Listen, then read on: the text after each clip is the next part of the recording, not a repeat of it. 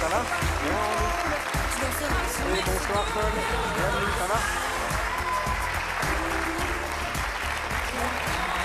Bonsoir Maëlys et bonsoir Paul, voici Calogero et voici une partie de l'équipe et voici le public. Bienvenue, désolé de vous rencontrer si tôt.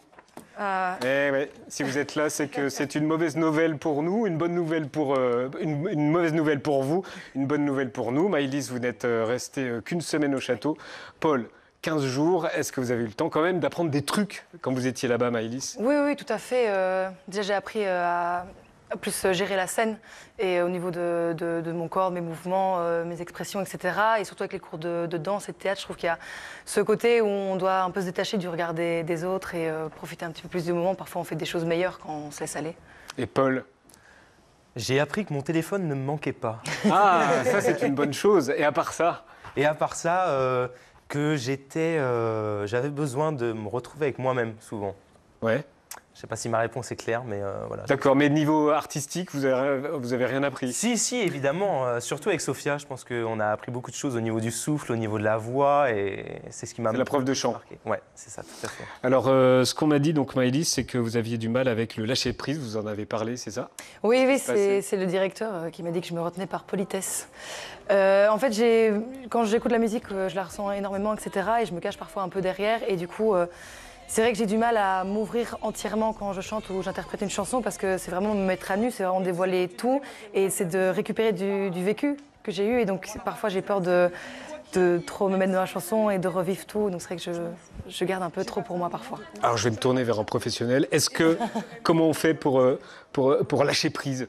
Est-ce que vous, d'ailleurs, vous lâchez prise oui, en live oui, complètement. Complètement. Depuis toujours. D'accord. Une espèce de truc comme ça automatique qui fait que j'ai plus peur d'être bien, pas bien. Je suis plus à l'aise que là maintenant, par exemple.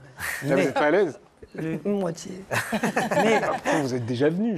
Oui, mais c'est pas l'exercice pour moi le plus... D'accord, Voilà. ok. C'est pas... il est pas à l'aise. Donc, un conseil pour lâcher prise? Non, mais je trouve que c'est admirable ce que vous faites, parce que aujourd'hui... D'ailleurs, je pense qu'à leur âge, Vous n'auriez pas été capable de le faire? Non, si, je serais obligé de passer par là, parce que, enfin, pas ou pas.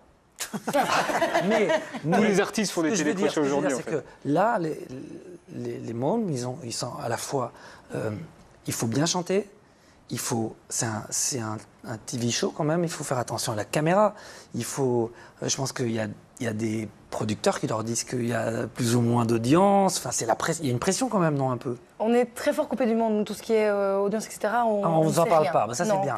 Mais j'imagine j'imagine que c'est un programme télé quand même. Donc il y a beaucoup de choses à intégrer pour eux à leur âge. Et je trouve ça incroyable. Enfin, je sais pas si j'aurais été capable de faire ça. Bravo. En tout cas, ils ont été capables. Moi, les lunettes de Paul. Ah, mais très bien. Très bien.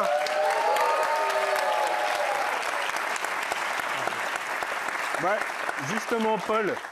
Enfin, là, vous êtes Paul avec ses lunettes, mais sinon, sans les lunettes, est-ce que vous êtes Damien? Non. Parce que Paul, vous ne vous appelez pas Paul. C'est vrai, je ne m'appelle pas Paul. Alors, dites-nous. Eh bien, aux yeux de l'État, aux yeux du monde, depuis ma plus tendre enfance. C'est quoi la différence entre Paul et Damien? La différence entre Paul et Damien, c'est que Damien, c'est plutôt l'introversion. C'est quelqu'un d'introverti et qui n'ose pas dire aux gens qu'il les aime. Et Paul, c'est quelqu'un de très extraverti et qui ose dire aux gens qu'il les aime. Est-ce que Paul, c'est ces trois-là, Ouais. en fait, Paul? Ouais. Et Damien, non. Et Damien, non. Damien, c'est peut-être Bowie quand il est hors de scène. Est-ce que Damien, c'est lui? Lui au milieu. Non, alors une autre photo qui va arriver normal. Voilà. Est-ce que c'est lui, Damien? Là, on est en quelle année? Non, c'est Philippe Etchebest. Oui, je sais. Alors, figure-toi, j'ai déjà fait cette vanne. J'ai déjà fait cette vanne il y a 2 heures. Vous aviez quel âge, là? C'était Objectif Top Chef. C'est ça. Là, j'ai 18 ans.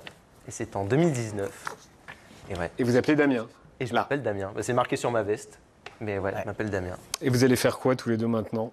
Maëlys? Moi, je vais continuer la musique. C'est ce que je veux faire depuis que je suis enfant. Je ne vais pas lâcher, je compose. Et donc, moi, ce que j'adore faire, c'est la scène. C'est partager avec les gens ce que je fais. Et du coup, moi, j'attends de voir ce que... Il y a une Starac en Belgique? Absolument pas. Ah mince. C'est pour ça que j'étais là, pour un peu représenter quand même. En tout cas, vous avez bien représenté. Paul, il y a une Starac en Bretagne? Probablement, on appelle ça les fest-nose, je pense que c'est une Starac. Vous allez faire quoi?